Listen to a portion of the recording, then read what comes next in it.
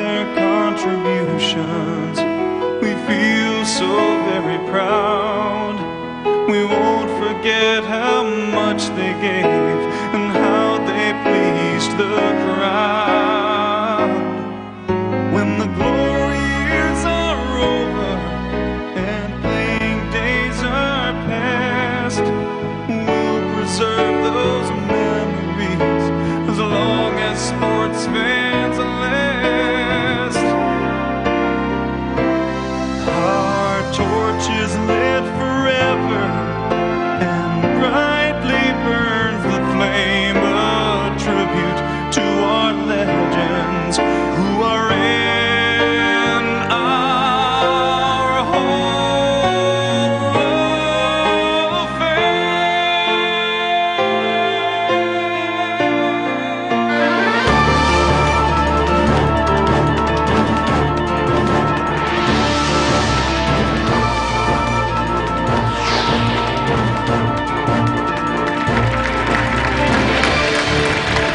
From Drumlin's Golf Club, it's the 2006 Greater Syracuse Sports Hall of Fame Induction Ceremony on Time Warner Sports.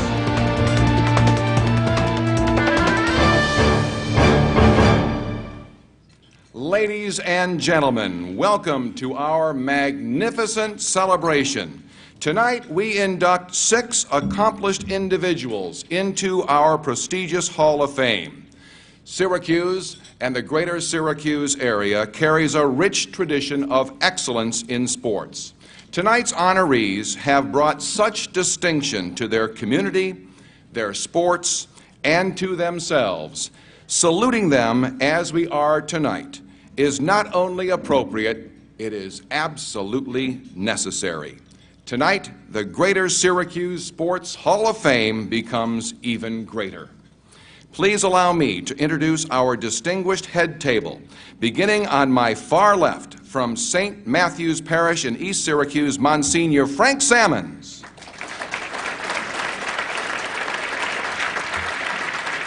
Next, the Monsignor, Onondaga County Executive Nick Pirro. A true multi-sport athlete, Lee Burling. From the world of racing, Glenn Donnelly.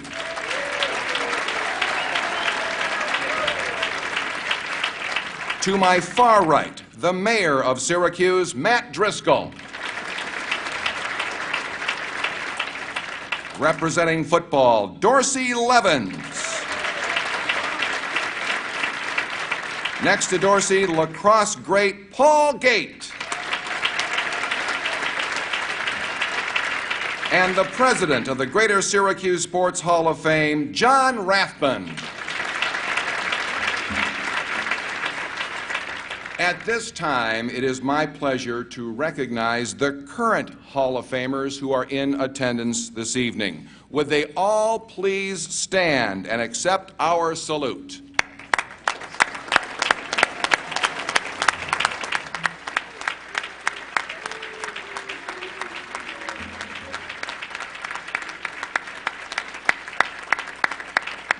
Thank you so very much. It is now time to begin our induction ceremony. Each inductee will be introduced by videotape, and we will then hear from each honoree. Our first inductee, Paul Gate. What if Jim Brown had an identical twin? Or Dave Bing? Orange coaches were never that lucky. Not until the arrival of the Gate twins. A huge turning point for the Orange lacrosse program.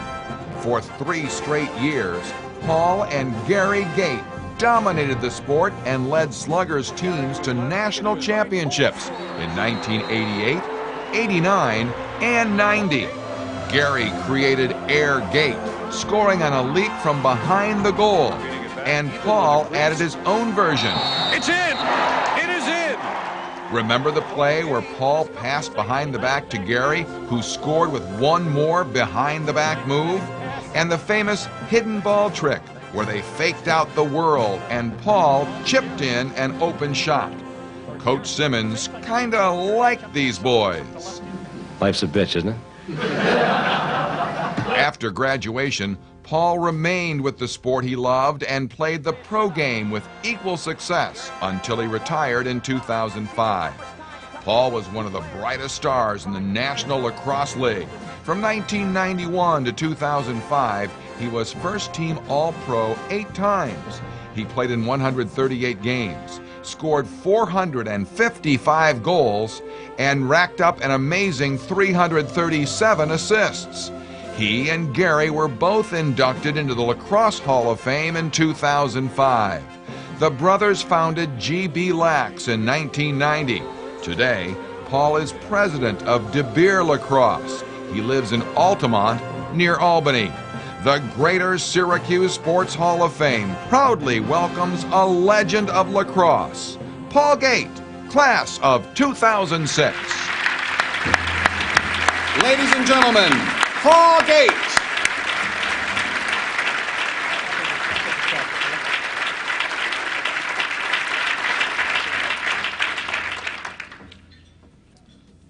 Thank you, Doug. Boy, those shorts were short. Although that's probably been said a lot up here. I'd like to thank Bill Amon and the board for electing me into this Hall of Fame. I'd also like to congratulate the other inductees as well. It truly is an honor for me to be here. I'd like to start off by really thanking my parents. They really put in a lot of time when I was a kid. Gary and I together played pretty much every sport there was in our town. And for a lot of people out there that don't know, we didn't actually play high school lacrosse, so it's the one sport we didn't play in high school, but we played all the others. And it truly takes a lot of commitment from a family and parents to make sure the kids get to all the practices and all the games. So I'd like to thank them. I'd also like to thank my wife, Kathleen, who's been with me now. I think we've been married 17 years now. It's a long time. She's, yeah. It's not too common nowadays, but it certainly has been enjoyable. And she has been very patient with me. The one thing she's complained the most about is truly when I'm injured and when I look old. She really can't get over that, and it really upsets her quite a bit. So unfortunately, she's been upset a lot lately. The body just isn't what it used to be. I'd like to thank all of the coaches I've had over the years, and for a lot of you who don't know, I've had a lot of coaches, played for a lot of teams. In fact, I've probably played on more teams in the last 15 years than any other player, and I'd like to thank them all. I've been all over the world, all over Canada and North America, and it's truly been a great pleasure to go out and play the sport in front of people that enjoy watching. So that's been truly an honor for me. I'd like to thank Howard Dolgan, who helped bring the Syracuse Smash, one of the professional teams, to this town. Although it didn't last more than 3 years, it was something I felt proud to be part of, and I was just, it was unfortunate that it couldn't stay longer and the team didn't enjoy more success. But it truly was good to see professional lacrosse back in Syracuse. I know it had been quite a few years since it's been here, so I'd like to thank Howard for his efforts there, along with a lot of the community who backed the team and helped bring it here. I'd like to thank the fans, especially the fans in Syracuse. It seems like when I played here in Syracuse, some people remembered it. And everywhere I go around the country and sometimes around the world, people can remember Syracuse University and the great lacrosse tradition that it holds and has. And the fans were part of that. I mean, some of the crowds that we played in front of, were large, and I believe back then set records. And it's still to this day, I go to games and I wonder where all the people went. Why don't they come back? I truly remember there being more people at the games. So that certainly is a testament to the team that I played on here at Syracuse. I'd like to thank my brother. Without him, I probably would not be where I am today, both enjoying success in lacrosse and business. He helped me to become competitive. He helped me learn how to be competitive. If it wasn't for him, looking just like me, standing across from me saying, I'm going to be better than you, I probably would not have had the drive to get to where I am today. And although we enjoyed a lot of competition, we knew in our hearts that it truly would help just make us better. And that's what it was all about for Gary and I, was let's enjoy success, but let's enjoy it together. And I think it's evident that we have become synonymous with lacrosse, because a lot of people forget my name. They just know about the Gate brothers and Gary Gate. Most of these events that I go to, people end up calling me Gary because he continues to play today, so he's still in the limelight. He's still out there winning championships, and I would like to give him a shout out for taking the Canadian national team to the World Championships and winning this year, so I'd like to give him one for that. I would have been there if the body had just held out another 4 years, but that's unfortunate. Lastly, I'd like to thank Roy Simmons and the coaching staff at Syracuse University. They really took a chance on calling 2 kids from British Columbia. In fact, I believe initially they really just called 1 kid. It's an interesting story, but back in the early days at Syracuse, Coach Simmons didn't have a lot of scholarship money available. And when he made the phone call out west to Victoria, British Columbia, for some of those who were reading the program, and I wasn't born in '64. I think they just wanted to make the guys in '67 feel a little younger. I was born in '67. But Roy took a chance, called up, asked Gary if he'd like to come out and play for Syracuse University. Gary had the conversation with me, and I said, "Where's Syracuse University? What state is that in? Where's that?" We didn't know a lot about the U.S. lacrosse and U.S. collegiate lacrosse in general. And Roy really took a chance. He took the word of a coach in Canada who was at the time the head coach for the national team. And he took his word, trusted that what he said was true, and invited Gary out on a full ride to come to Syracuse. Gary's answer was, "Well, yeah, I'll come if you can bring Paul," which was a great answer for me. After that, Roy spent some time and hooked up with a fellow named Gary Pickard, and I'd like to thank him. I think he's here tonight. I believe he was mainly, or a lot responsible for coming up with the remainder of the scholarship money needed to get Gary and I here to Syracuse. And let me tell you, it was a long trip from British Columbia, and it was well worth it, Gary. Thank you, and thank you, Roy. I appreciate it.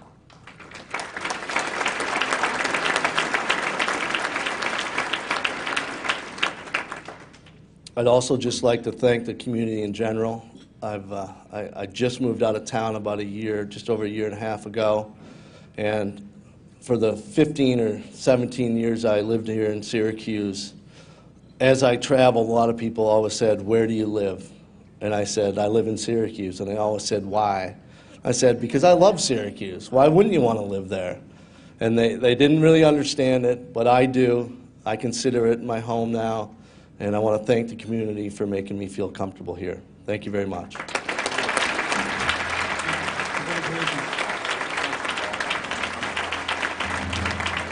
Thank you, Paul.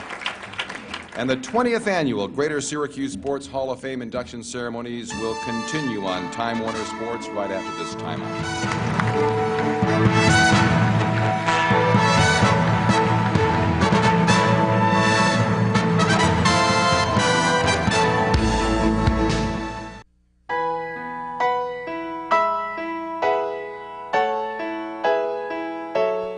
There's a place for all our heroes. It's called the Hall of Fame. The greats of sports are honored here for the way they played the game. It all began in the early 1980s when a group of sports enthusiasts decided that our community needed a means of recognizing and rewarding its sports personalities for their contributions in making Syracuse, New York, one of America's great sports towns. A few luncheon meetings and a raft of phone calls later, the Greater Syracuse Sports Hall of Fame was born. Today, its 35-member board of directors and 8-member executive committee, all volunteers, operate the hall and plan for its future. The mission of the Greater Syracuse Sports Hall of Fame is to recognize and pay tribute to those Central New Yorkers who have made significant contributions to the world of sports and to our community. It is to serve as a memorial honoring our sports heroes and role models of the past and present. It is through their sportsmanship and skill in competition, both amateur and professional, that Syracuse has become renowned for its great athletes, coaches, officials, and administrators. This community has been title town for college football and basketball, professional basketball, as well as boxing, billiards, and lacrosse. We boast the largest on-campus basketball arena in America, a magnificent baseball stadium, and more Robert Trent Jones-designed golf courses than you can shake a 5-iron at. Selecting that inaugural class back in 1987 wasn't as easy as one might think. It was decided to choose 10 of Syracuse's greatest sports figures for that first group. The very first inductee was golfer Jenny Allen.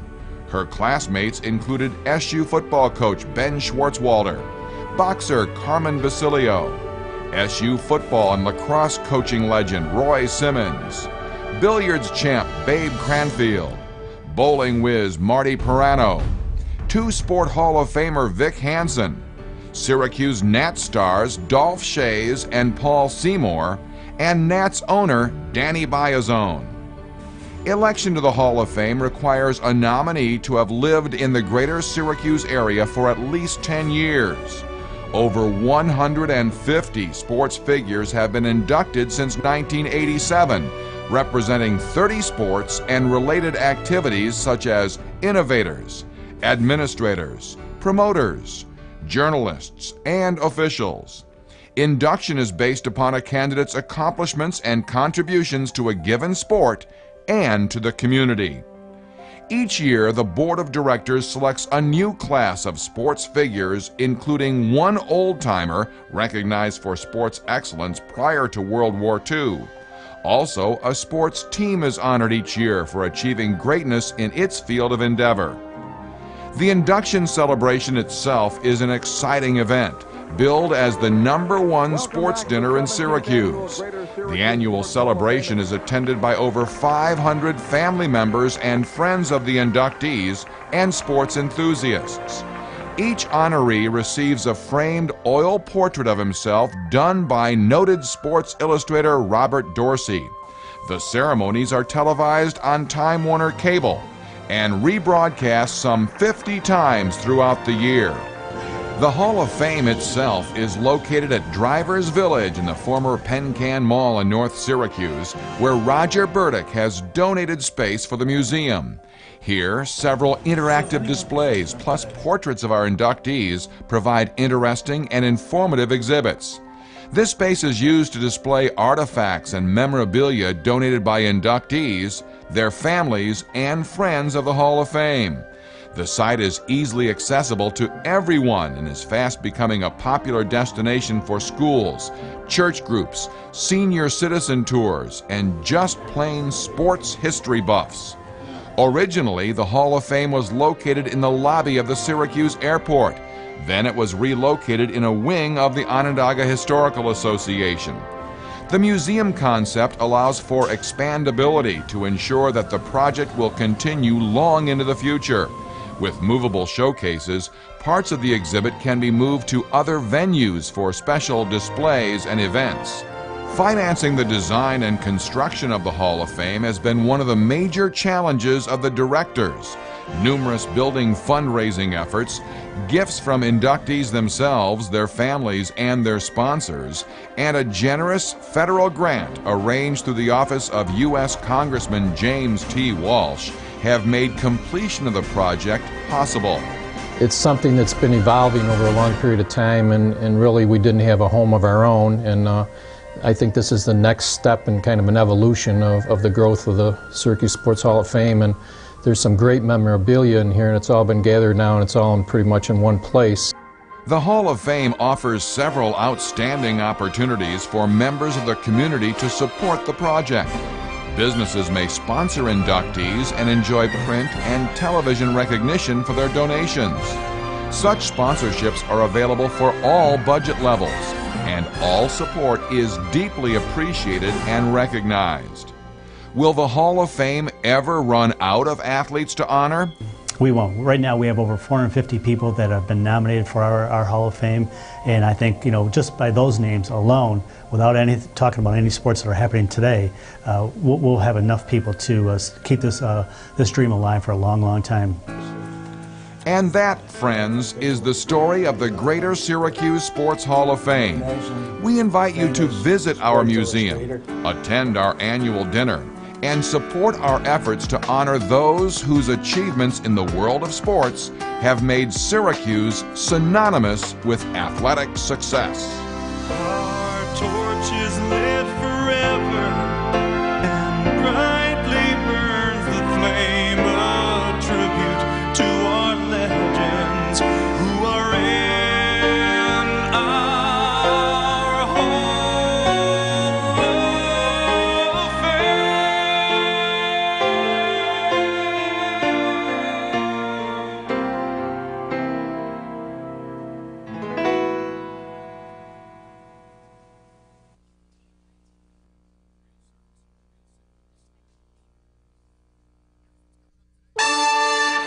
Welcome back to the 2006 Greater Syracuse Sports Hall of Fame Induction Ceremony on Time Warner Sports.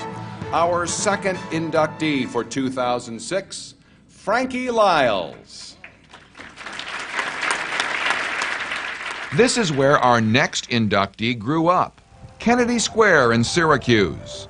And here's where he went to school, Fowler High, then Onondaga Community College. To Frankie Lyles, boxing became part of his life. The local boxing community loved him. By 1983, he had become a Golden Gloves champion 6 times, and his amateur record continued to improve. It improved to the point where he began to search for greener pastures. Destination, Detroit, and the famous Kronk Gym. He trained hard and learned enough to win a National Golden Gloves crown in 1986. The following year, he was a silver medalist for the USA in the Pan American Games. 1988 was an Olympic year, and Frankie narrowly lost to the great Roy Jones Jr. In 1990, he won the North American Super Middleweight crown, upsetting the powerful Murky Sosa. Finally, in 1994, Frank Lyles became Super Middleweight Champion of the World, defeating Steve Little. He defended and retained his crown 6 times until losing to Byron Mitchell. His crowning achievement would be winning the world championship against Steve Little in Argentina. And the best opponent he fought was in his first defense, was former world champion Michael Nunn. In 1997, Frankie came home to Syracuse as Mayor Roy Bernardi and the city celebrated Frankie Lyles Day. He's retired now, but still keeps his interest in boxing and stays in touch with his family and friends back home in Syracuse. That's where tonight he is honored as our newest member of the Greater Syracuse Sports Hall of Fame, Class of 2006. Frankie Lyles is in Japan and unable to be with us this evening, so accepting the award on behalf of Frankie is Olympic coach and Syracuse Hall of Famer Tom Coulter.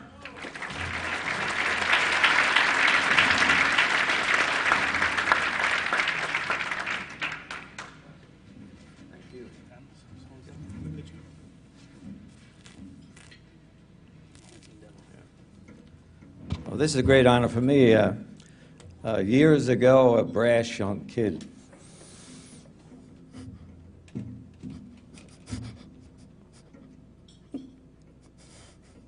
came off the streets of Kennedy Square into our gym, a know-it-all little guy, and after a year or so, I realized he did know it all.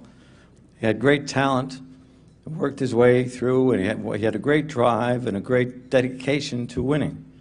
And the first time we realized it was when we took him to Finland during the Sister City program, and he beat the bronze medalist from the 1980 Olympics. Since that time, he's trained hard. He started as a novice champion and then worked his way up to becoming the National Golden Glove, National Amateur Champion, and of course, silver medalist at the Pan Am Games. If it wasn't for a political move made by the U.S. Olympic Committee, Frankie would have been on that Olympic team and would have knocked out the Korean. He wouldn't have been faced with a bad decision that Roy Simmons got. One of the stories about Frank was he knew everything, of course. He always wanted to get in the ring, and I didn't think he was ready quite so early. So I find after 3 weeks, I brought him in with a kid just a little better than him. And I said, in the true fashion of amateur sport, if at any time during this 3-round, 1-minute rounds, you feel you want to stop, just say, I concede, and there'll be no embarrassment. Well, in the first round, Frankie came out, and the guy with a little more season hit him with a left hook and a right hook, and he went against the ropes, gave him an 8 count, Bell saved him, back to the corner. Came out the second round, same thing, right hand, left hook, Frankie bounced off the ropes, came out, saved by the Bell. In the third round, he came out, and out of sheer desperation, put his arms out like this, and the opponent ran into his glove, went down, and said, I concede. And Frankie was so angry. I said, what are you angry about, Frankie? You won. He said, but I've been trying to think of that word for 3 rounds.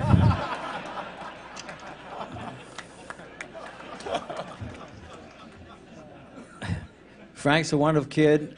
I'm proud of him, and as a member of the Hall of Fame, I want to welcome him to the club. I'm proud to say that I'm standing here with these recipients, and Mayor, you don't know what you read that plaque. I haven't stopped. For the last 3 years, I've won the national championship in Masters boxing in my age division. Nobody's alive in my age division. I just suit up and they give me the belt. So it works out real well. So on behalf of Frankie, who is doing a lot of work around the world in the area of physical fitness and the area of our training, I want to accept this award and make sure he gets it. Thank you very much.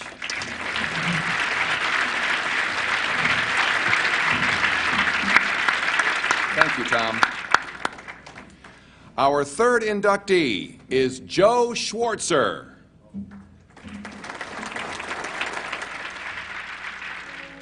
We've inducted plenty of multi-sports athletes since we began our Hall of Fame 2 decades ago. And we've inducted lots of team captains. But tonight, we're about to honor an outstanding football, basketball, and baseball player who captained all 3 sports and made All-American in one. He's Joseph Schwartzer, the late great athlete who also coached a major college football team and wound up a long sports career as a football and basketball official. Joe Schwartzer is really the stuff that legends are made of. From being an All-American and captain on the 1917-18 basketball team that was named national champion, to the 20s when he was a football coach. He earned a total of 9 letters in football, basketball, baseball, became a very highly respected college football official for 3 decades. At Syracuse University from 1916 to 1919, Joe played football, basketball, and baseball and captained all 3 teams. He made All-America in basketball. While still in school, he was coach of the freshman basketball team, and one of his stars in that 17-0 season was the greatest athlete in Orange history, the immortal Victor A. Hansen. During the Roaring 20s, Schwartzer was an assistant football coach for SU, NYU, and head coach for Manhattan College. His best pal, Roy Simmons Sr., thought the world of Joe Schwartzer. Quote, "He was a great coach, and a fine athlete. I love that guy." End of quote. Joe taught a lot of football to Simmy during the 1921, 22, and 23 seasons on the Hill. Following his playing and coaching career, Joe served as an Eastern Collegiate Athletic Conference football official and was ECAC president for a term. He wore the stripes until the mid-1960s. Joe kept his interest in sports alive during his later years by serving as president of the notorious Blind Men and Criers Marching and Chowder Society, a group of officials, blind men, coaches and fans, criers. The group still puts on one of the community's most popular sporting events. Remember the creed? At the close of our existence, gentlemen, when you climb life's golden stairs and the chilly winds of autumn rudely toss your silvery hairs, when you find your manhood ebbing and you're up to life's last ditch. The creed is a sort of a backroom humor with a dash of philosophy, and it traces the life of the male in adulthood. Joe had a booming, melodious voice, and when he spoke, you listened, and that creed would boom across the room, and it was really a masterpiece. Joe Schwartzer was a recipient of SU's Letter Winner of Distinction Award in 1974. He passed on in 1989, leaving to his school, his community, and his friends a legacy of excellence and devotion to sports. We proudly welcome to the Greater Syracuse Sports Hall of Fame the late, great Joe Schwartzer, class of 2006. Accepting for Joe Schwartzer is the longtime president of the Blind Men and Criers Marching and Chowder Society and the most capable keeper of the creed, Larry Kimball.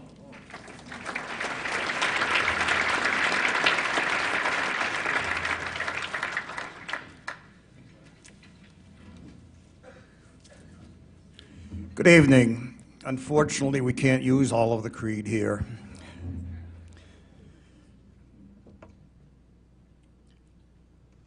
I spent nearly 40 years in the PR publicity business, most of it up on the Hill, and have to think what a wonderful time it would have been had I been around in the teens when Joe Schwartzer was playing here. You've heard all the wonderful accomplishments, feats that he accomplished, etc. It's just remarkable. He combines so many features. Football, basketball, baseball, 9 letters. And the list goes on and on. You just heard all those things. Joe really, not only was he a man of many or all seasons, but he was a man of many, many seasons. From an athlete to a coach to an official, and his accomplishments were many. He was a lawyer, but somehow he still found time to do what he really enjoyed most, and that was in the world of athletics. As a blind man and crier, I speak for several hundred men who I know to this day we all feel a special tribute that we owe to Joe. Joe came to the United States in July 4th, 1900 from Hungary. He was 5 years old. He was born in 1895 on September 7th. He died on September 7th in 1989 on his 89th birthday. Joe, for all of us who remember you for your many accomplishments, every winter evening when we gather once a year for the Blind Men and Criers Dinner, we once more think of you with special heartfelt thanks. And the creed lives on. Congratulations to the other award winners this evening, and thank you very much.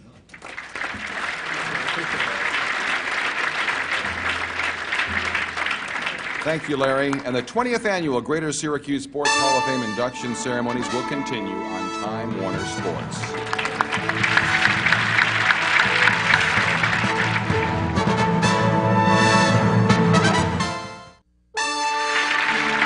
back to the 2006 Greater Syracuse Sports Hall of Fame Induction Ceremony on Time Warner Sports. Our next inductee, Lee Burling.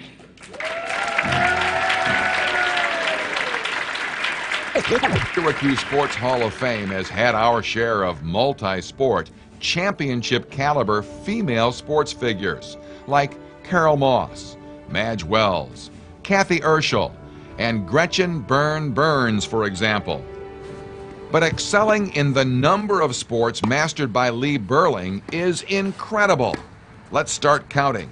Tennis, volleyball, basketball, softball, track and field, badminton, skiing, field hockey, squash, and lacrosse. That makes 10, doesn't it? Lee didn't just play these sports, she won on a global scale with world rankings. It all began in Manchester, New Hampshire, where Lee won the high jump competition while still in grammar school. It was then that she realized that she just might have a bit of athletic talent.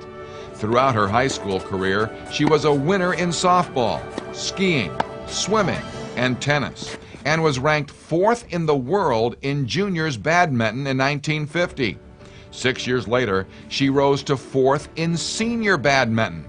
While in college, she took up field hockey and lacrosse and made All-America in both. Sports became Lee's passport. She toured Great Britain and Ireland with the U.S. lacrosse team in 1957, and the following year, South Africa and the U.S. field hockey team. She was also a basketball player and coach with a Connecticut AAU team in 1960. Later that decade, she took up squash and earned a number 3 national ranking. In the 70s, she was a tennis and golf champion at her club in Hanover, New Hampshire. That was when the tennis bug hit her hard. And for the next quarter century, she competed in senior tennis events all over the world, garnering over 30 titles. She's a fantastic player. I mean, she's played all over the world. She still plays. She still goes to all the tournaments. Is traveling quite often. You know, the one thing the one word that comes to mind is savvy. I mean, she just knows how to play tennis. She knows what to do, when to do it, and she's just, you know, when you watch her play around here, she knows, she understands the game. She played on 9 U.S. teams in global competition. Today, Lee plays good, solid tennis at Eastside Racket Club, frequently mixed doubles with her friend and partner Hal McGrath, a class of 1996 Hall of Fame inductee himself. Lee not only is a wonderful gal, but she also is a great teacher. Many of the kids that have developed into some of our better tennis players in this area are there as a result of Lee. And she's just a joy to play with and a joy to work with, and she certainly is worthy of induction into our Hall of Fame. How many games, sets, matches, and titles are ahead for this amazing athlete? Only time will tell. But one thing is certain. Tonight, our Hall of Fame is even greater with the addition of Lee Burling, class of 2006. Ladies and gentlemen, Lee Burling.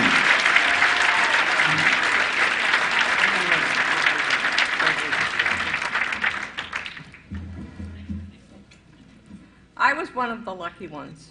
I got to pursue my dreams down that yellow brick road. But like Dorothy, I was confronted with obstacles and lessons to be learned.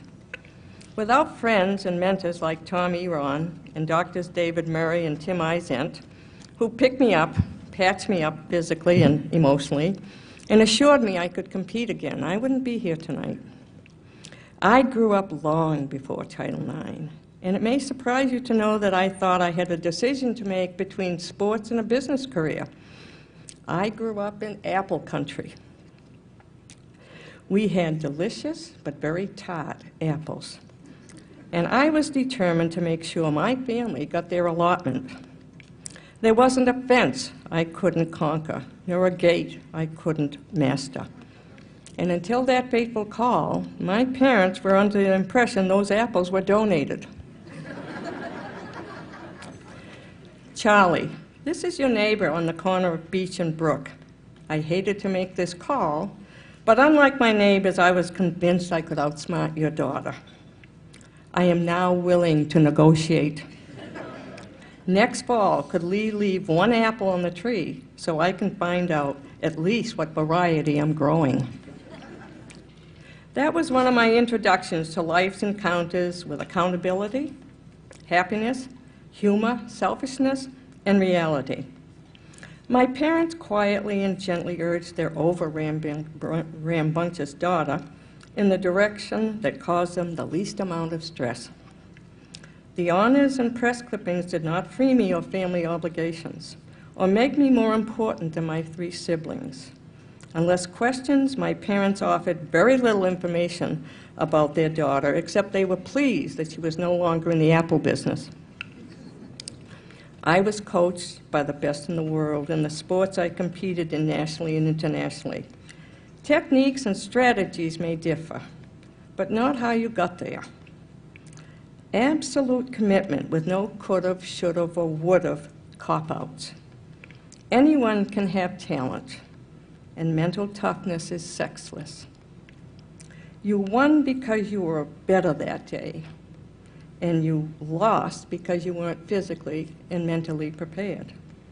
I was raised to believe I had the right to find out just how good I could become.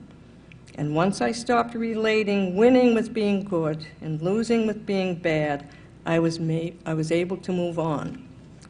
Humor was a big part of growing up in my family, and was never made more clear than when I called home to tell my family that I thought my husband-to-be had just asked me to marry him.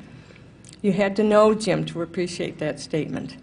And I was quite anxious about the expectations that might be required of such a commitment. Without missing a beat, my father responded, "Remember, Lee, you haven't had too many offers." Responsibility for one's happiness was synonymous with Dartmouth College in our first sabbatical.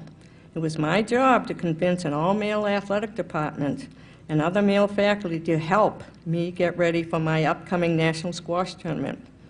All went well until a week before the nationals, when my support group was unavailable and I had to turn to the tennis and squash coach for help. He turned me down. As I hung up the phone, I happened to look at my husband, who sensed with sadness what had happened, and at the same time unable to soften the undeserved hurt. I knew then it was Lee who was responsible for her happiness, not Jim. Selfishness, that was probably the most difficult aspect of competition for me to deal with. To reach my goals, I had to be focused and committed totally. Thus, I was not always there for my family. They put up with my decisions because they really didn't have a choice. I was pleasantly surprised at how each child handled their lack of choice. My daughter Corin, who came into this world way ahead of time at 2 pounds 10 ounces, took that setback and reshaped my rigid outlook into becoming an avid, accomplished outdoors person, a gifted, caring teacher, and perhaps more importantly, a trusted and loyal friend. My son Temple faced the same problem by redefining macho-ness into accepting and appreciating others' talents, poking fun at his own deficiencies, and unlike his mother, enjoying the sport for what it had to offer him at the moment. There was another attribute my children received, and that was in the form of a gift from my mother. The ease with which they moved within a social gathering, making those they encountered feel more comfortable with themselves and each other. As I was finding me as a competitor, their father quietly encouraged and nurtured their love of books, music, and art. And finally, there was reality. For me, reality was coming home after winning a national title and finding my teenage daughter at the back door with her suitcase. My teenage son in the kitchen bemoaning the fact that all his friends were getting allowance increases for jobs he hadn't done all week. My mathematician husband hiding in his study trying to balance a checkbook that hadn't been balanced in 2 years. And the kicker, was finding my beloved mutt Pharaoh on the back porch, happily chewing on my neighbor's trophy antlers. That, my friends, was reality for this inductee. I wish to thank the board for inviting me to join them, my family and friends for making the effort to share this evening with me. The good news is that you, the board, are now stuck with me, and all that paraphernalia I was going to toss into the fireplace on the first cold day. We'll take it.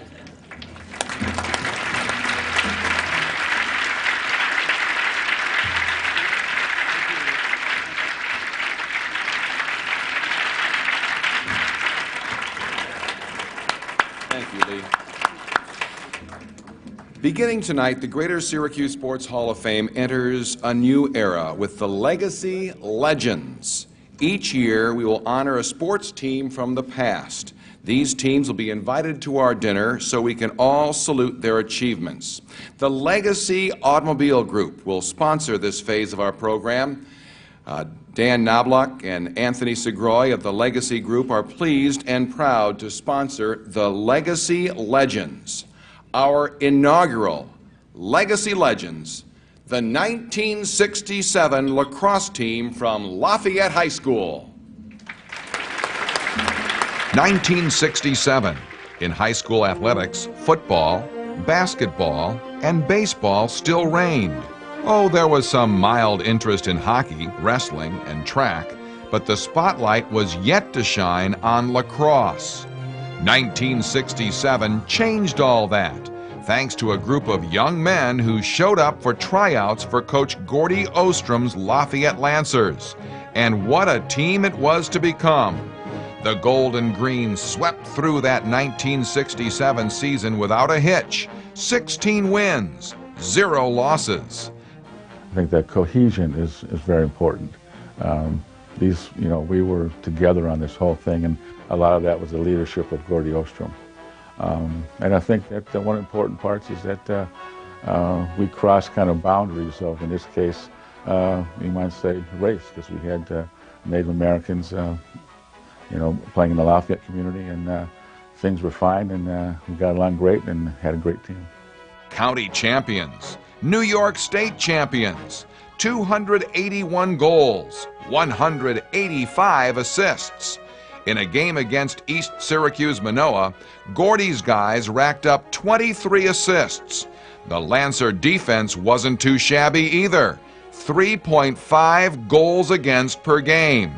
5 members of this memorable team became captains of their college lacrosse teams. Ron Doctor, Syracuse; Mark Werder, Albany State; John Porter, Hobart; Bob Shaw, Cornell; and Steve Wood, Army. Yes, 16-0 was a pretty good season, but it was just the start, for that streak kept on going for 41 games. Tom Hall's FM Hornets of 1969 ended the run. And that 67 team of Lafayette, the two things that jump out to me was the stick handling and the stick work of those young men was phenomenal. I had never seen anything like it. And the other aspect was their athleticism. It was just an incredible group of athletes. The Greater Syracuse Sports Hall of Fame is proud to recognize and salute our first team of honor, the 1967 Lafayette High School lacrosse team. Congratulations!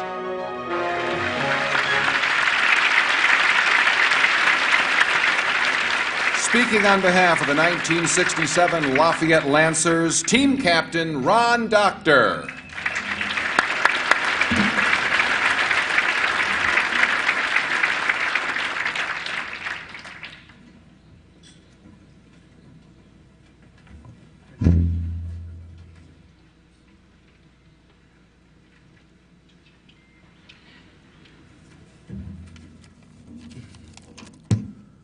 Mr. Logan, thank you. And I just want to make sure I shake his hand. He's the only real live TV personality I've ever been close to. Oh, you're beautiful. Thank you. Thank you very much. And also to This is TV. It's new to me for sure. But this evening, before we started, the Monsignor, he's a real smart guy, and I had a couple ladies in the audience too. Said when they found out I was speaking, they said, "We'll say a prayer for you." So here I am. Good luck. Got to clear a couple of things up before we start. These aren't real personal things, but one is to the younger people and maybe the non-lacrosse people here in the audience, the wooden sticks that you've seen in the video, those are for real, okay? The game was played that way, okay? It goes back a long time, but the wooden sticks are another era, another issue in lacrosse. And to point that out, a couple things that came along with that were when I was playing in high school as a young midfielder, as a sophomore, for example, the lacrosse people here, the coaches will, they'll understand this. But the middies were instructed to get the ball, run down the field, and get it to the glory boys, the attack boys. And you were told to hold on to the ball as long as possible and to give them a pass, give them enough room to make their plays. And so I, like a good middie, I hope I tried to do that the best I could. And at that time in the game, the poke check was the standard check, which right now we don't see too much of it anymore. But with a wooden stick and waiting until the last second to release the ball, I typically took about 15 shots with the end of a wooden stick right across the chest, okay, as I released the ball. Went down and caught my breath and tried to get back in the game. So when I got to college and they wanted to put muscle on, put weight on people, they were kind of trying to figure out why I had this sunken chest and I couldn't gain any weight or muscle. So. And the wooden sticks, again, we still had this great stick handling ability. And no offense to Mr. Gate and his brother and other players, but in 1967, our own Ron Hill was doing all of these fantastic backhand shots, underhand shots, incredible stick work at that level too. And the last thing is to my older brother who's here tonight. He's an SU All-American in his own right, but he's been getting on a few of us about his 65 team, okay, that he thinks was the better team. And we only have one message for him right now. His 65 team was a great team, but they lost one game, so they're out.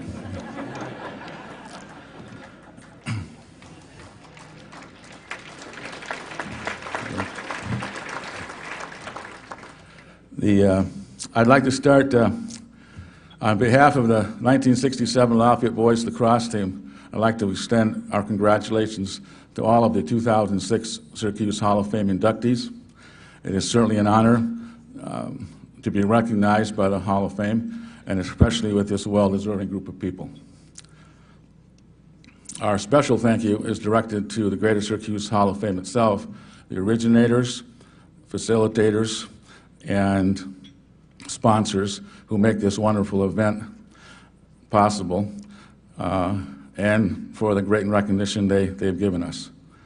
Specifically, we recognize the efforts of Mr. Bill Lamont and Mrs. Barbara Adams-Henderson. It is so gratifying to all people of sport to have this organization doing so much for Central New York athletes. I'd like to thank them.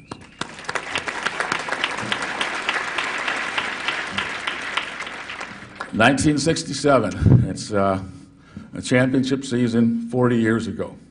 That's a long time to stay in the memories of most people. It must have been something real special. And Central New York lacrosse has come a long way since then.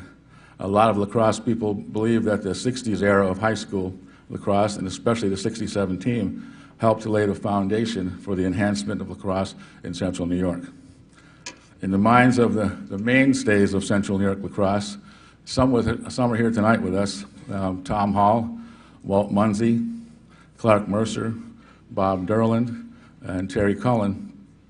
Their unsolicited opinion, to me personally, at times over the years, was that 67 team was the best high school team I ever saw.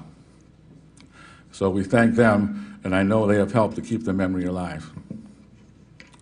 Now, to put this in the right perspective for the players, for us, as honored as we are, the members of this team have asked me to express the following tribute to those who have helped make this possible.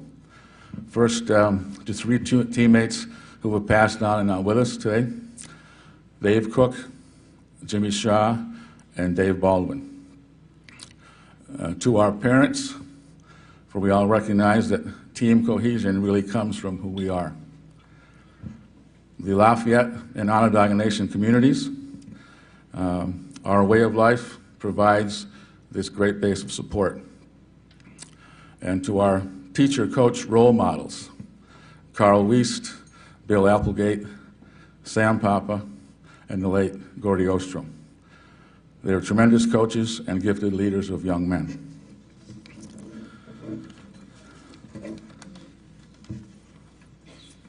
Personally, I can look back now and see that this all came from not just great athletes, but from an entire team and coaches who were all of great character and compassion. We were a mixed group, so to speak, but as with all great teams in this country, no boundaries kept us from being a team and from becoming better people. And I'd like to close with this little color item. When Bill Lamont first talked about a video, and he wanted some material for that, I quickly put this together. It's kind of a first impression thing, and I thought I'd like to share it with you. Kind of puts things in a nutshell about the 67 squad. As some of you might know, I'm a coach for 30-some years, and getting too old, probably should retire, but this is from a coach's point of view. Looking back at this from a coach's point of view, one would have to say this team had it all. All great sports teams have balance. This defensive unit was solid, from goalie play to size to aggressiveness, and you might even say intimidation. Dave Baldwin carried a tree trunk of a stick and wielded it like a giant hatchet. He probably averaged about 2 broken opponent sticks per game. The attack was equally adept at their task, from the magical stick of Alfie Jocks to the man boy, Travis Cook, who measured in at 6 feet 4 inches and 195 pounds. His devastating shot had one opposing coach declaring it wasn't fair. He shot the ball too hard. Some will say the true measure of a lacrosse team is in the midfield. In this case, not one, but two midfields ran their way to success. Eventually, these units would fill positions on Division I college teams as captains, leading scorers, All-Americans, and a national champion. To put it all together, the finishing touch of a truly outstanding group of athletes was the coaching expertise of the late, great Gordy Ostrom. How fitting that an enshrined member of the Greater Syracuse Hall of Fame have one of his teams recognized to fulfill his great legacy. Thank you very much.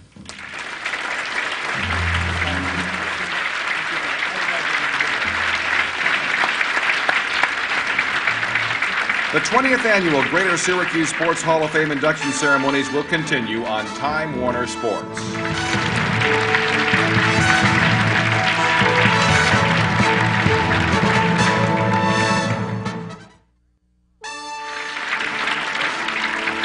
Welcome back to the 2006 annual Greater Syracuse Sports Hall of Fame induction ceremony on Time Warner Sports.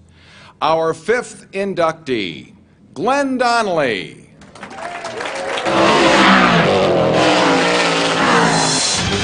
Super Dirt Week, Syracuse, the pinnacle of dirt racing. But reaching that pinnacle certainly took some doing. After taking over a country dirt track in 1970, an energetic, motivated young man named Glenn Donnelly recognized the future of dirt-modified racing lay in a unifying force. Sure, it was getting all these track operators from Flemington, Nazareth, Lebanon Valley, Orange County, getting them all in one room and just, hey guys, look, you're doing this and you're doing that, and none of us are helping each other, and everyone's got to change their cars around just to go and compete at your places. Let's try and develop, one set of rules, and that's how it all started. Dirt Motorsports was born with Glenn firmly at the helm. This was no mean feat, as every promoter had his own agenda and petty jealousies abounded. The I in DIRT stands for independent, so you can imagine just how hard it was to get 25 independent promoters under one banner.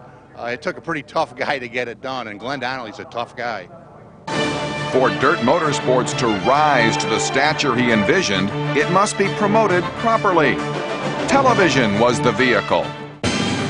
Dirt Tracking.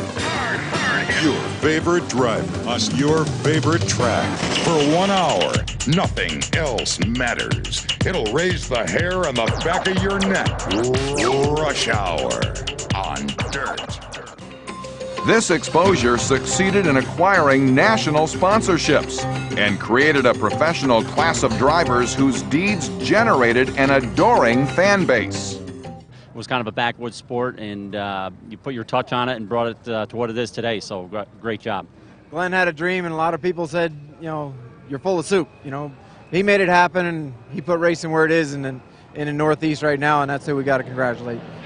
Dirt Television sent the organization's exploits across the continent. The Mighty Modifieds became a national attraction. His success in promoting motorsports led Glenn to test other waters. Certain that speed would always capture his followers, he enticed the Snowmobiling World Championships to Weedsport and Syracuse.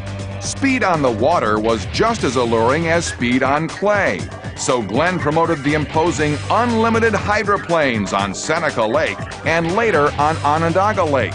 These were national events and were broadcast on network television. Glenn was responsible for special racing attractions returning to the Moody Mile.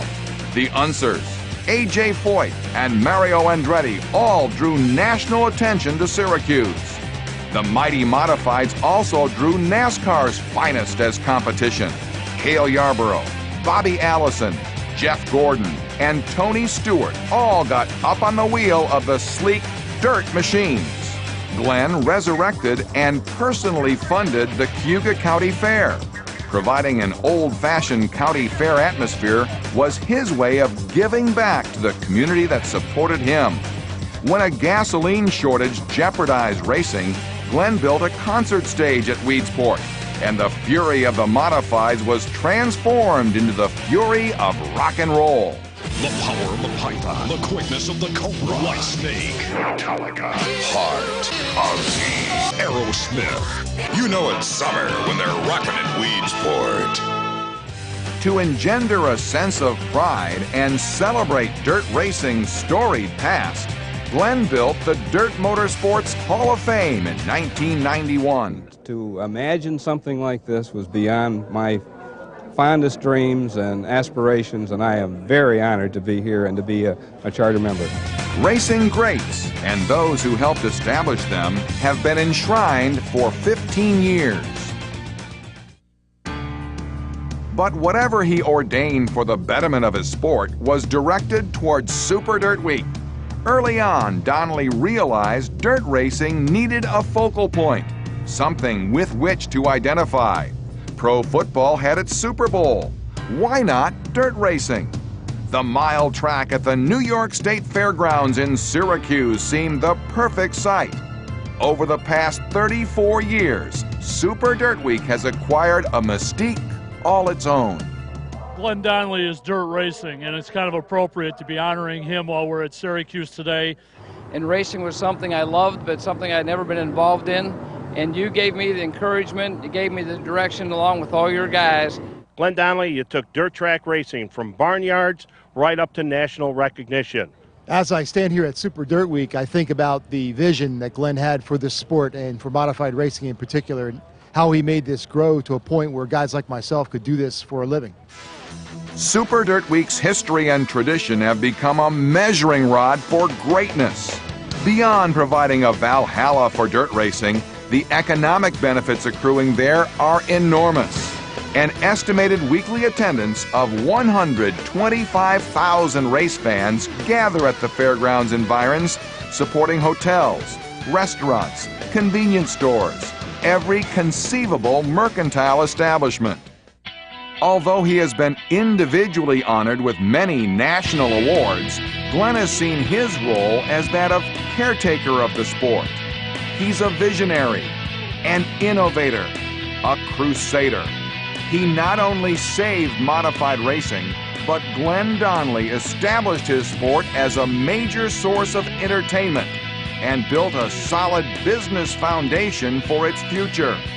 The Pied Piper of Weedsport whistled an irresistible tune and changed the world of dirt-modified racing forever. The Greater Syracuse Sports Hall of Fame is proud to induct Glenn Donnelly, class of 2006. Ladies and gentlemen, Glenn Donnelly.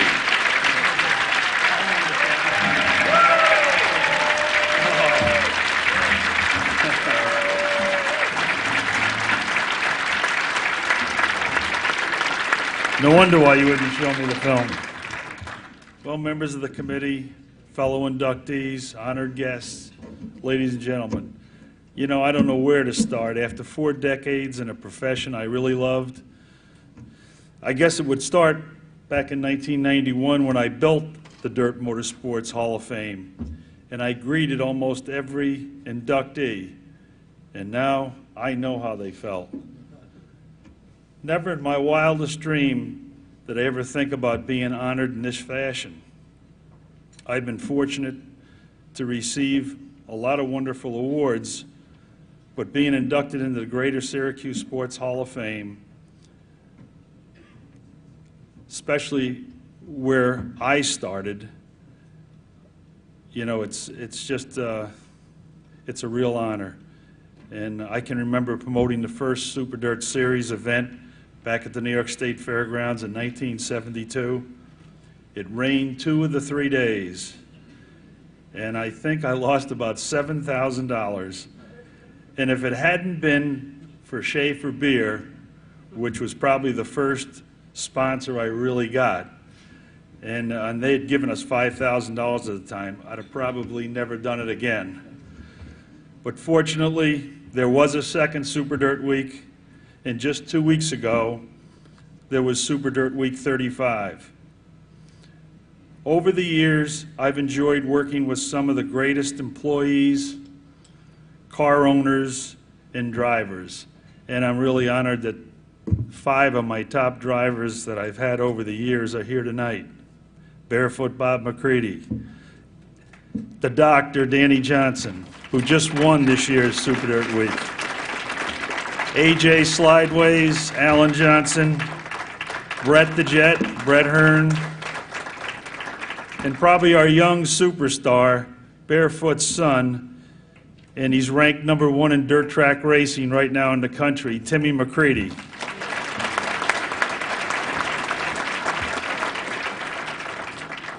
Our one goal always was to make sure the fans enjoyed themselves, and Dirt built the most loyal fans, and they became the strong supporters of all our sponsors. In 1979, we started our own television program, This Week on Dirt. In the early 80s, Doug Logan became the host and was the lead broadcaster in all of our television efforts. And for the past 20 years, he has become one of my best friends.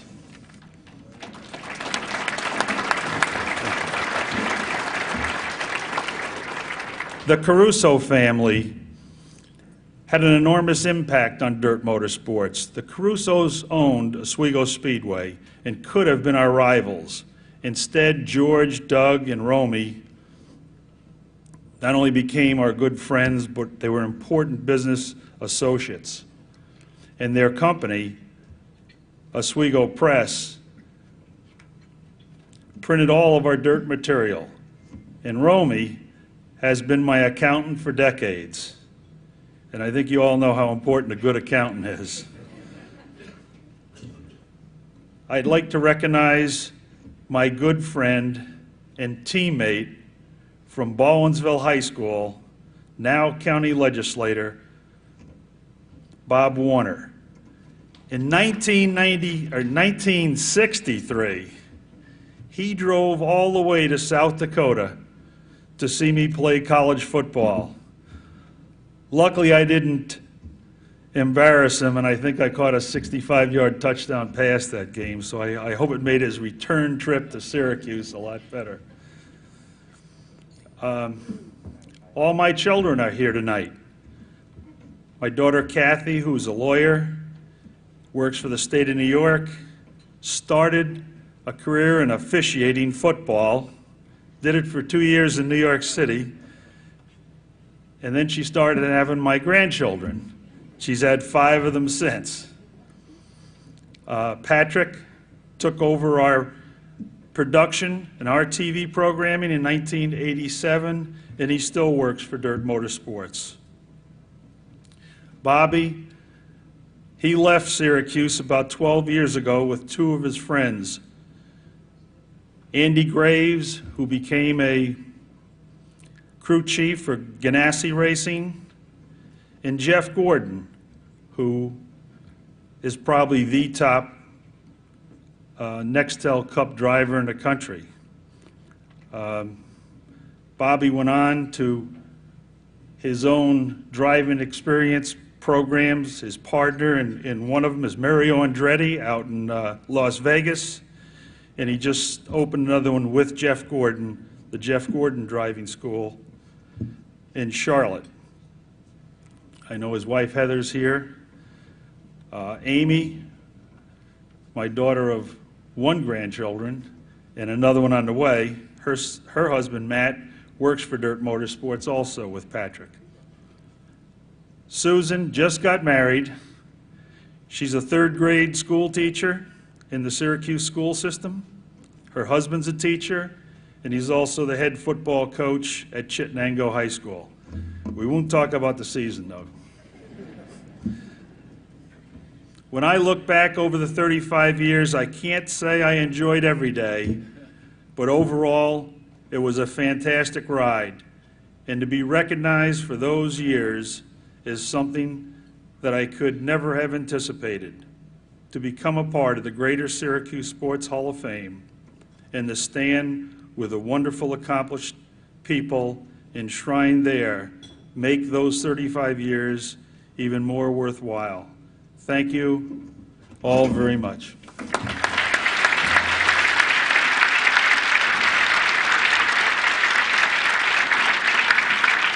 Thank you, Glenn.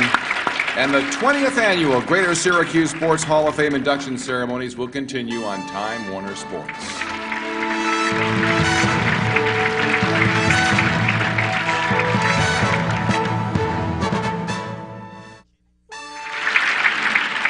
Welcome back to the 2006 Greater Syracuse Sports Hall of Fame induction ceremony on Time Warner Sports.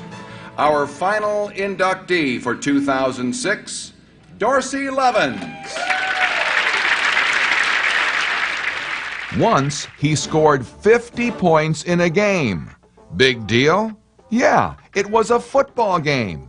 And Dorsey Levens was an uncatchable running back for Nottingham High School. Dorsey had a few good games on the hardwood, too.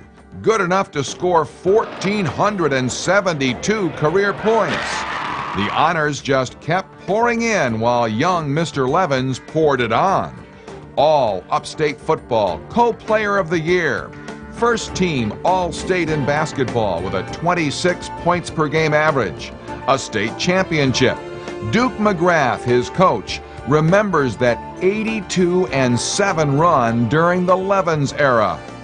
From a standing position, he could dunk that basketball, and there was one game that I can still recall, vividly recall, when he dunked 7 times during a basketball game in a state tournament. And while he was, during his junior and senior years, we were 27-2 one year, and most wins in the history of Nottingham at that time, I think. And then his senior year, we were 15-1 and lost just that last game. Next stop, college. First, Notre Dame, where he suffered a knee injury and transferred to Georgia Tech for the final 2 years of his collegiate career. He gained 823 yards for the Rec on 114 carries during his junior year. As a senior, he switched to tailback and rushed for 100 yards or more in 5 games. High school hero, college idol. The pros were drooling for Dorsey Levens, and the Green Bay Packers got him. From 1994 to 2001, Levens helped carry the Pack to division and league championships and to a Super Bowl victory in 1996. In 16 games in 1997, Dorsey rushed for 12 touchdowns, a 4.4 yards per carry average, and 1,436 total yards, just 39 yards shy of Jim Taylor's record. Dorsey played for the Pack through the 2001 season. I would describe him first as the nickname that hung with him for a long time, and that's the workhorse. The guy could carry the ball and forever and not fumble, and that was proven out in his great NFL career when really other than 1 year he only fumbled 3 or 4 times the whole rest of his career, and fumbles that he lost. His final 2 campaigns were with the Eagles, the Giants, and the Eagles once again, where he finished his career with 1 more Super Bowl. His pro career stats include 4,954 yards on 1,234 carries, 36 touchdowns, and action in 3 Super Bowls. We welcome with pride Dorsey Levens into the Greater Syracuse Sports Hall of Fame, class of 2006. Dorsey Levens.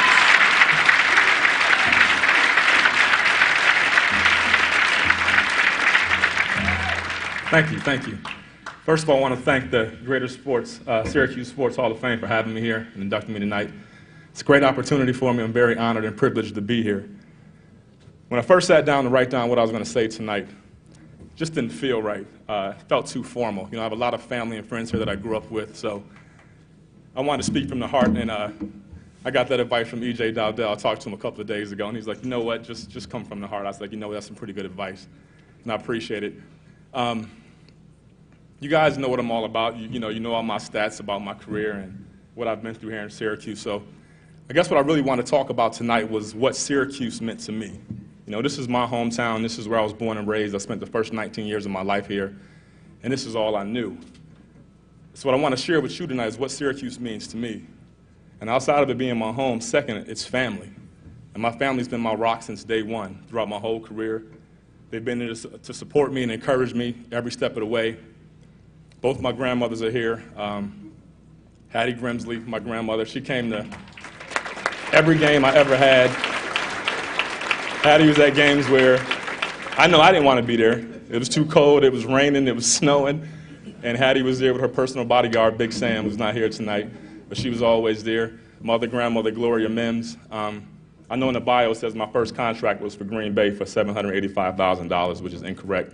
My first contract was a handshake when I was 9 years old for $1 per touchdown that my grandmother paid me.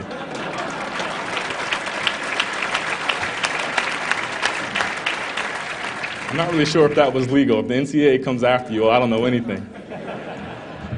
Of course, my mom, who was my rock, my dad, who refereed Pop Warner games when I was playing for Sherman Park. The only guy to ever throw me out of a football game. I did spear a kid in the back, I understand totally, but still to this day, only guy to ever do it. My mom, who's my rock, my sister, who taught me all about responsibility. There's so many people here to thank. This table right here, they look like a bunch of guys I grew up with, only about 50, 60 pounds heavier.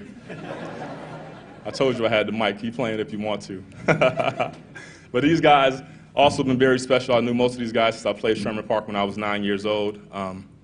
Had the greatest of times, man. I want to thank your parents, too, for treating me like they were one of their own all these years growing up. We talked about Frankie Lyles earlier, growing up in Kennedy Square, where Greg Jones grew up, and we spent so much time over at your house. You know, it's just no coincidence that all throughout my career, after I left Syracuse in college and in the pros, I had my biggest games while you guys were there. Versus Dallas, I had a career high game, NFC Championship game. So thank you so much for your support. I'm not really sure how much of those games you remember because I asked some guys, the way our locker room was set up in Green Bay, we had a players' parking lot, and family and friends could park there as well. And you know, we got there about 2 hours before kickoff, and I was getting taped, and Brett Favre comes in. He goes, "Are those your boys in the parking lot?" I was like, well, I don't know, it could be. What did they look like? And he described them. I was like, yeah, that's my boys. So he's like, you better go tell them to slow down. They might not make it to the game. But once again, thank you all for being there for me. Coach Jackson, Coach Harlow, Coach McGrath, one of my favorite teachers in the world, Jerry Bisson, my math teacher, gave me all the tutoring I needed because I struggled in math pretty bad. Who knew all that extra work would come in handy later on when I got that big contract, huh? Thank you. You know, I do a lot of work here for my foundation, and we had a chance to see Joe Armand speak. And he talked about writing a letter to someone who influenced you the most throughout your career, who meant so much to you, and giving it to him. I wanted to do it, but deep down inside, I guess, you know, I was scared as to how this person would react, and just never really got around to it. But he's always been on my heart. It's been a very instrumental part of my career. And there's one letter I could write to any coach that I had who really influenced me the most, it would be Dwayne Ford.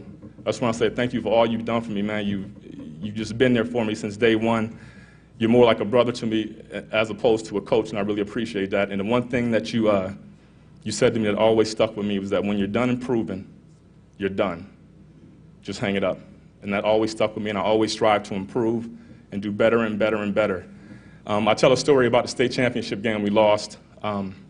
Duke, you were our coach. Jason, you were on that team. And we were undefeated, #1 in the state, down by, I think, 2 points. Got a rebound, scored, got fouled. We were tied maybe 3 or 4 seconds to go. I missed a free throw. We go into overtime. We lose the game. And to me, that was the most defining point in my sports career because I never experienced failure like that. And it wasn't so much that I missed a free throw or my team lost, is that I felt that I let you guys down, my teammates down, my family, my friends, all you guys who supported me. So from that point on, I always vowed that I would do everything in my power to never let any of you guys down again. And when I talk about Syracuse, my family, my friends, I'm talking about you guys and everything you've done for me, and I just want to say thank you from the bottom of my heart. Thank you.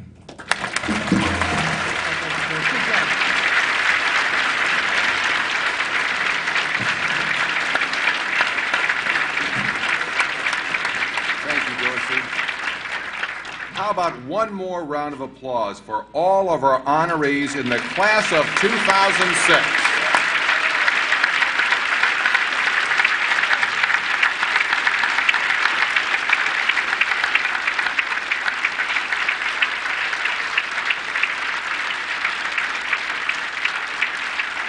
As we mentioned at the beginning of the evening, and I think you'll all agree, tonight, the Greater Syracuse Sports Hall of Fame has become even greater. It is now my pleasure to bring to the microphone for our benediction, Monsignor Frank Sammons.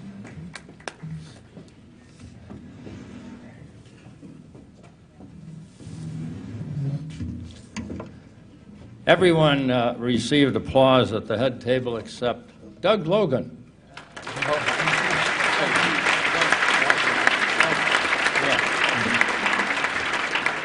I think he set a new record tonight. He moved things along so well. I've been here for 14 years, and each time it gets better. Let's pray for a moment. I'll give you an Irish blessing. May the road rise to meet you. May the wind be always at your back. May the sun shine warm upon your face. May the rains fall softly upon your fields. Until we meet again, may God hold you in the hollow of his hand. Amen.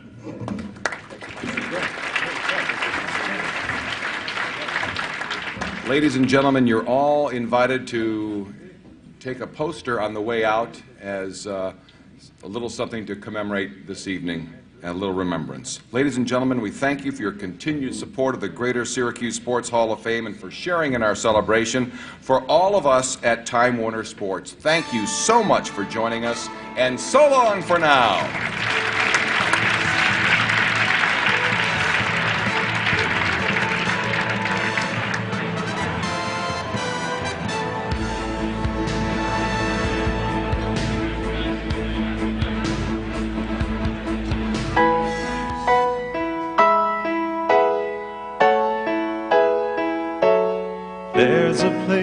place for all our heroes. It's called the Hall of Fame. The greats of sports are honored here for the way they played the game. As we count their contributions, we feel so very proud. We won't forget how much they gave and how they pleased the crowd. When the glory years are over and playing days are past, we'll preserve those memories as long as sports fans last. Our torches lit